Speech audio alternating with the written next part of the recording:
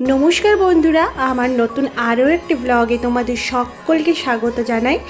তো দেখো, সকালবেলার ভিডিও তো তোমাদেরকে দিয়ে দিয়েছি। এখন হচ্ছে বিয়েবাড়ির সন্ধেবেলা। আর এই যে দেখো কনে, আর কনেকে তো দেখতে খুবই সুন্দর লাগছে, কনের সাজটাও ভীষণ সুন্দর হয়েছে। তো তোমাদেরকে ফার্স্টেই কনেকে দেখিয়ে এরপরে আমরা স্টলের দিকে চলে গেলাম। আর স্টলে ফুচকা মানে দোকানে এত ভিড় আর এত লাইন, যাই হোক ঠেলাঠেলি করে কোনো রকম 2-4টে ফুচকা আমি খেয়ে নিলাম। আর ফুচকাটা কিন্তু খুব ভালো হয়েছিল, খেতে ভীষণ টেস্টি ছিল। যাই হোক 2-4টে ফুচকা খেয়ে এইদিকে তোমাদেরকে একটু দেখিয়ে দিই যে চারিদিকটা সাজানো কী রকম হয়েছে। তো যেহেতু বাড়িতেই করা হচ্ছে, তো সেহেতু চারিদিকটা লাইট টাইট দিয়ে খুব ভালো করে সাজানোও হয়েছে। আর এইদিকে দেখো একটা স্টেজও করা হয়েছে, এখানে যারা যারা নাচ টাচ করবে তাদের জন্য। তো এখানে স্টলগুলো সব বসেছে, আর ওই জন্য স্টলের কাছে সব ভিড় হয়েছে আর কি। আর সামনেই হচ্ছে আমাদের রাধা কৃষ্ণের মানে মন্দির। এই যে এটা হচ্ছে মন্দিরের ভেতরটা, ওই যে দেখছো আমাদের সেই রাধা আর কৃষ্ণের মন্দির। হ্যাঁ, তো এখানে রাস উৎসব হয়। রাস উৎসবের ভিডিও আমি আগে দিয়েছি, খুব সুন্দর রাস উৎসব হয়। তো এখানে যারা বরযাত্রী আসবে তাদের বসার জন্য সমস্ত রকম ব্যবস্থা করা হয়েছে। আর এখানে বসবে বরমশাই, ওই জন্য বরমশাইয়ের জন্য বসারও ব্যবস্থা করা হয়েছে আর কি। তো আর এই দিকটাতে সোজা গিয়ে ওইদিকে নাচের একটা স্টেজ করা হয়েছে, আর পাশেই বসে আছে আমাদের কনে। আর এই দেখো তোমাদেরকে একবার দেখিয়ে দিই আবার সামনে থেকে কি রকম দেখতে লাগছে। যাই হোক আমরা রেডি হয়ে কিছু ফটো তুলে নিচ্ছিলাম, কারণ এই টাইমটাতে একটু কনের সামনে পাশে জায়গা পাওয়া যায় আর কি। আর বাকি সবাইকার সাথে একটু ফটো, একটু ভিডিওগ্রাফি এইগুলো করে নিচ্ছিলাম আর কি। আর বিয়ের দিন সন্ধ্যাবেলায় আমি পরেছিলাম একটা ডিপ কালারের রানী, যে রানী কালার হয় আর কি, সেই রানী কালারের একটা বেনারসি শাড়ি। এই শাড়িটা অবশ্য আমার বউ ভাতের শাড়ি।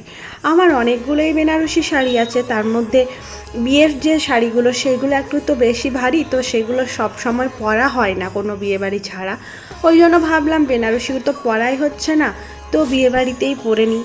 তো মানে বিয়েতে 3টে বেনারসি নিয়েছিলাম, কিন্তু পরাই হয় না, সব তো ভেতরে ঢুকেই থাকে। আর ভারী ভারী শাড়ি নিয়ে কি বলো তো, সব ভেতরে ঢুকেই থাকে, কোনো সময় পরাই হয় না, সব ফালতু। এখন আমি বুঝতে পারি বেশি ভারী শাড়ি না নেওয়াটাই বেটার, একটু হালকা পাতলার মধ্যে শাড়ি নেওয়াটাই, যেগুলো সবসময় মাঝে মধ্যে পরা যায় সেগুলোই ঠিক আছে। যাই হোক শাড়িটা প্রচণ্ড ভারী শাড়িটা পরেছি, আর ওই জন্য একটু মানে কি বলবো, বেনারসি পরে তো একটু কষ্টই লাগে। তো যাই হোক একদিন কষ্ট একটু করে তার মধ্যে সেজেগুজে নিয়েছি নিজেই বেশ। আর এই দেখো এই দুটি বাচ্চা হচ্ছে আমার একটি দাদার ছেলে। তো বাচ্চাগুলি এত কিউট, কি বলবো, কি সুন্দর নাচ করছে। তো আমাকে বলছে আমার সাথে একটু নাচো। আমি বললাম ঠিক আছে চল নাচি, আমি তো তোদের মতো ভালো নাচতে জানি না, কিন্তু যতটুকু পারবো নাচবো। তো আমি বসে বসে ওই বরের যে চেয়ারটা ছিল ওখানে একটু ফটো তুলছিলাম, দিয়ে ওরা আবার আমার কাছে চলে এসেছে, বলছে আমার সাথে একটু নাচবে চলো।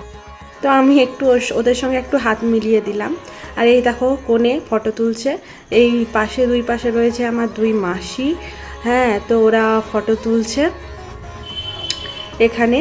আর তারপরে আমিও বেশ ফাঁকা বুঝে একবার করে ঢুকে যাচ্ছি, একটু করে ফটোও তুলে নিচ্ছি তার মাঝে মাঝে।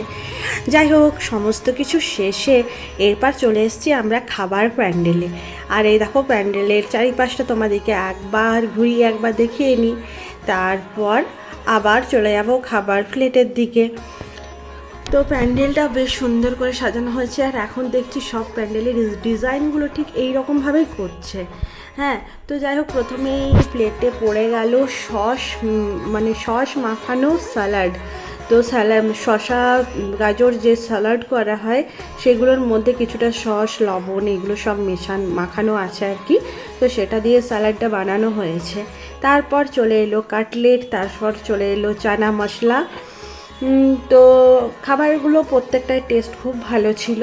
তো এরপর চলে এলো বেবি নান। তো যাই হোক একে একে আমরা খেতে থাকি আর কি। তো চলো পরে আবার ভিডিও নিয়ে আসবো, এখনকার মতো টাটা।